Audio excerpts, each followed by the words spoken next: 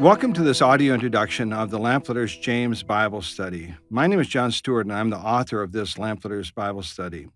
If you're new to Lamplighters, welcome. If you've been part of a Lamplighters Bible Study for a while, God bless you for your faithfulness to study God's Word and your willingness to invest in the lives of others. I'm glad that you've chosen this study in the Lamplighters series. Each book in the Bible is an essential part of God's divinely inspired, inerrant revelation to man. And as such, each book, including James, makes a unique and indispensable contribution to our understanding of God and what it means to live for Him.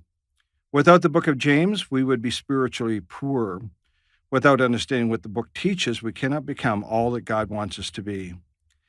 Now, allow me to give you a few things that will help you understand the book more. But before I do, I'd like to tell you a short story I heard several years ago that will help you understand the message of the book of James. A man was teaching a Sunday school class to a group of young boys. The teacher was prideful and smug and prone to elicit praise from others by his feigned humility. One Sunday morning, he thought he would begin the class with a question, so he asked the boys, "Boys," he said, "why would people say that I'm a Christian?" He was expecting the boys to say something about him being faithful to attend church or teaching their Sunday school class. None of the boys offered an answer. Finally, one boy raised his hand. The teacher smiled and asked the question again for everyone to hear. "Why do you think people would say that I'm a Christian?" The young boy replied in simple innocence, "Well, sir, it's probably because they don't know you very well." Obviously, the boy who answered the teacher's question saw something in his Sunday school teacher's life that didn't reflect Christ very well. The reason I told you this brief story is because it has relevance to the book of James. You see, James teaches us what it means to have a genuine or authentic faith in Jesus Christ. A genuine faith will produce genuine fruit. Now let's look at the historical background of the book of James before we dig in a little deeper to what the book teaches. If you have your Bibles, please turn with me to James chapter 1 and verse 1. James 1:1.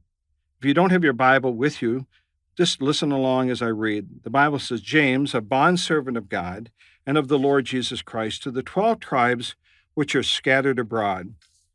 In James 1:1, the Bible tells us the author is James, but this is not the Apostle James, the brother of John. Acts 12:1 tells us that the Apostle James was martyred earlier. The writer of the book of James is actually the half-brother of Jesus. The gospel writer Matthew tells us that Jesus had 4 half-brothers, and one of them was named James, Matthew 13, verse 55. According to John 7:5, James was not a believer during most of Jesus' life. He likely became a Christian at the resurrection or shortly thereafter. And according to Galatians 2:9, it appears that he became a key leader, if not the leader, of the church of Jerusalem. And this is the James who is likely the author of the book of James.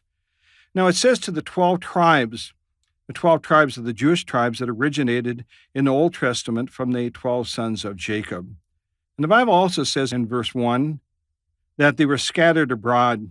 The Greek word used in James 1:1 for scattered is diaspora, and the word refers to those who had voluntarily moved from their homeland and those who had been displaced through persecution.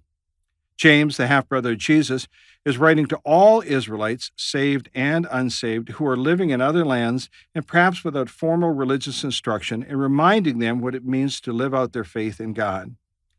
Now, the message of James is unique. There are 2 basic messages in the Word of God, the way to God and the walk with God. While a portion of God's Word teaches the way to God, like Gospel of John and Romans, the book of James teaches the walk with God. James has been accused of teaching works salvation, but it actually teaches salvation that works. Now that brings us to a big unvoiced question. Are the Apostle Paul and the writer of James in opposition? Paul taught salvation apart from works, and James appears to teach works salvation. They were saved by faith plus doing good works. Paul and James are not standing face to face in theological opposition. They're standing back to back, so to speak, facing different opponents. Paul is teaching Gentiles who are being taught that they had to submit to the Old Testament law to be saved, and James is teaching Jewish people who believe that a general belief in God is not sufficient.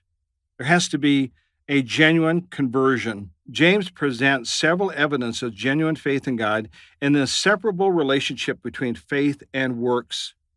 He presents several tests that you can apply to your own life to see if your faith in God is genuine, saving faith. So what will you gain by studying James? I think you'll learn the key characteristics of genuine faith in God. There are many kinds of faith identified in the Bible, but there's only one type of faith that truly saves. You will learn the difference between works salvation and a salvation that produces works. You'll also learn about the destructive power of the tongue and what you need to do to control it. Finally, you'll learn how to plan for the future without presuming upon it. This is such an important thing for all Christians to learn. There is so much to learn in the book of James. I've only touched on a few major things that you'll be learning. I hope this audio introduction on James has been helpful to you. I've attempted to give you something about what the book teaches without telling you too much. I really want you to discover what the book teaches for yourself.